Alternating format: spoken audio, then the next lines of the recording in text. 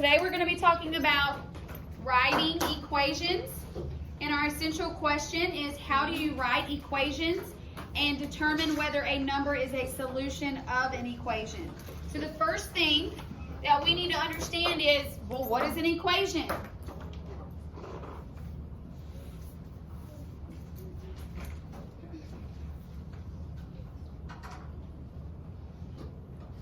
An equation is a math sentence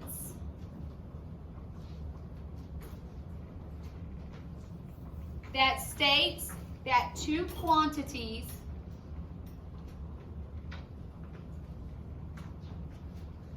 are equal. And that's where the equal sign comes into play.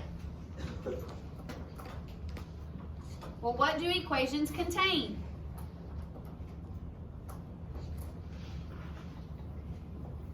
They can contain a variable,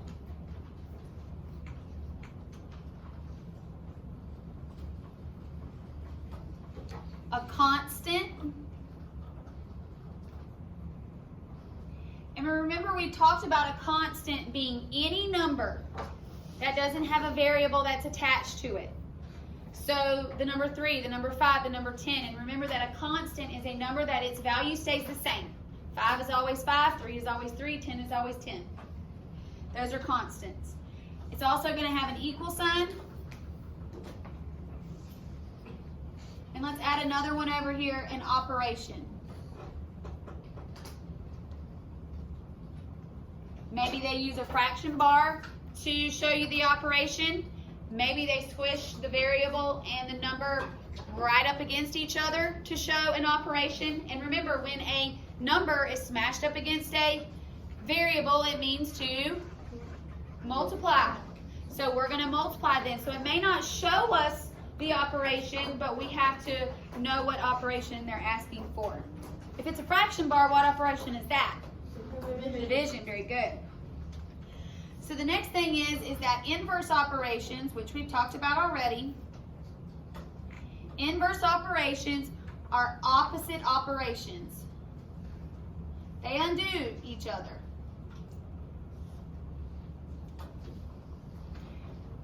So we've said if we're adding, what's its inverse operation? Subtraction. And if we're subtracting, our inverse operation is addition. Addition. And if we are multiplying, our inverse operation is division. And if we're dividing, our inverse operation is multiplication.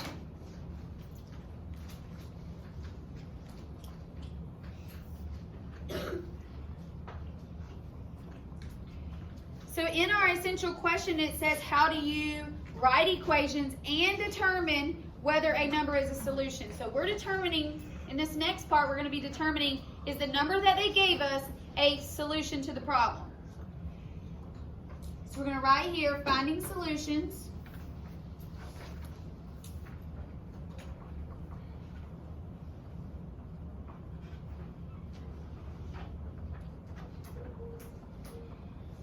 N plus 6 equals 14. And what they want to know, and what they're giving me, this is my semicolons, they're telling me that N is 8. So this is kind of like what we did with expressions, where we take and we substitute that number and we fill it in and determine whether, in this problem, we have to determine whether it's correct. So if I put 8 in for N, so if I said 8 plus 6, what is 8 plus 6? Is that 14? Yes. Yes. So this, we're going to say yes, a solution. So yes, N, the value of N that they gave me, ended up being a solution. If it was 7, is 7 plus 6 14? No, so I would have had to say, no, that's not a solution. So we're basically determining the value of the variable. Is it actually correct? If it's correct, it's a yes. If it's incorrect, it's a no. Let's try another one. let's say if I had n minus 3 equals 7. And they're telling me, or giving me, that n is equal to 11.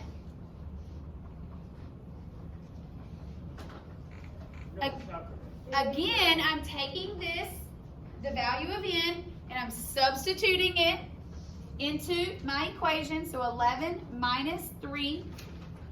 What is 11 minus 3? 8. It actually equals 8.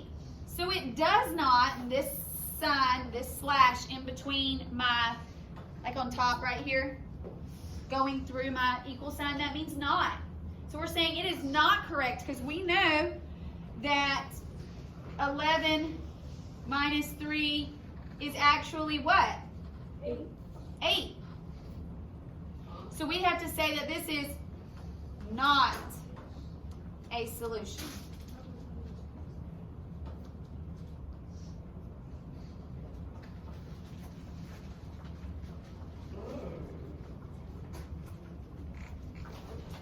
What does n need to be for it to be right? What should have n been? It should have been 10. If we would have put 10 in here, 10 minus 3 would have given me 7, and that would have made it correct. Okay? So for these, which we'll get into more of actually writing the equations tomorrow, these are just finding the solution. Can I, if they give me a variable, can I take that information, plug it in, and determine, does this make it right or does it make it wrong? If it's right, we say it's a yes. If it's wrong, we say it's a no. Simple as that.